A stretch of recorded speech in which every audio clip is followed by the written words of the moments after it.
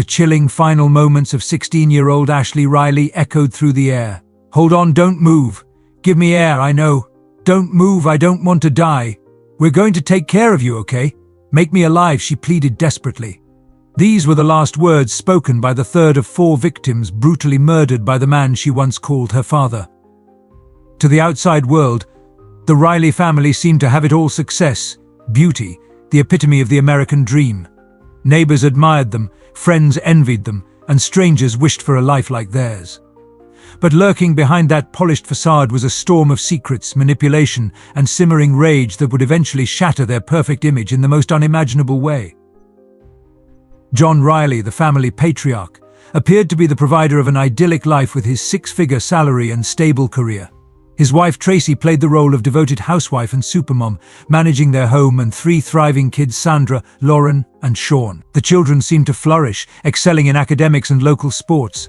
They were the quintessential American family ... or so it seemed.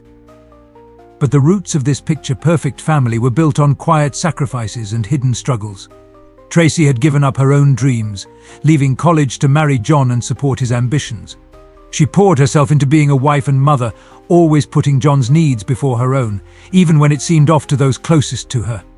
As John's career ascended, the family relocated multiple times from Colorado to Texas to Missouri. With each move, Tracy adapted and devoted herself to her children and community. She joined local mom groups, ensured the kids stayed active, and the family continued to present a flawless image to the world. However, behind closed doors, John's obsession with perfection and control cast a dark shadow. He held everyone to impossibly high standards and didn't hesitate to criticize when they fell short, especially his daughter Lauren, who struggled with AD. His grip tightened on every aspect of their lives, from finances to their intimate relationship. Tracy had to ask permission for every purchase and stick to John's strict schedule, even when ill. Refusing him often ended in violent outbursts. Tracy's only reprieve was secretly joining a gym, something of her very own. There she met Sheila, a personal trainer who became a confidante as Tracy opened up about the darkest parts of her marriage. Their friendship evolved into a romantic relationship that John initially encouraged, even sending Sheila flirty texts himself. But when John accepted a job in Missouri, he saw it as a chance to separate Tracy from Sheila and regain control. Tracy, devastated to leave her girlfriend and community ties behind, stayed with Sheila long distance without John's knowledge. She tasted a glimpse of freedom and began to question the life she was living. As John sensed his grip loosening on Tracy, his behavior became more erratic and controlling. He obsessively monitored her every interaction and flew into jealous rages, especially after a humiliating public fight at a New Year's Eve party where Tracy kissed Sheila in front of everyone.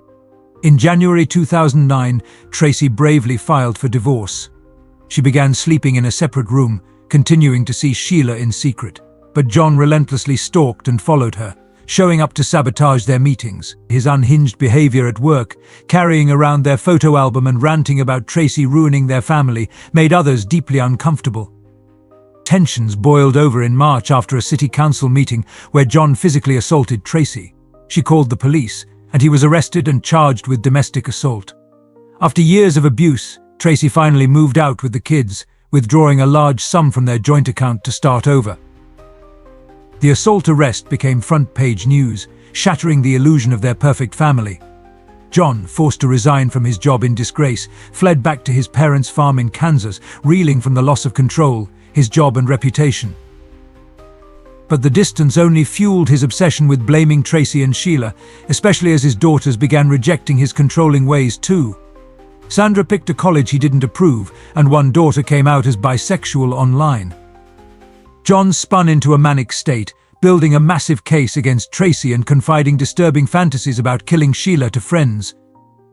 Only his son Sean remained, a connection not completely destroyed. John made efforts to stay involved in his life, as if the boy was his last grasp at redemption. But even this would soon crumble. On the Thanksgiving weekend of 2009, tragedy struck. As Sean and Tracy cleaned coins together at her grandmother Maria's house, John suddenly burst in with a rifle, opening fire. Sean barely escaped to get help as gunshots continued to echo. When authorities arrived, they encountered one horror after another. 89-year-old Maria lay bleeding with multiple gunshots in the kitchen. In the dining area was Tracy's lifeless body. Behind the couch slumped 18-year-old Sandra, and upstairs was 16-year-old Lauren, whispering her father's name with her last breaths. Maria and Lauren fought valiantly to live, but soon succumbed to their extensive injuries.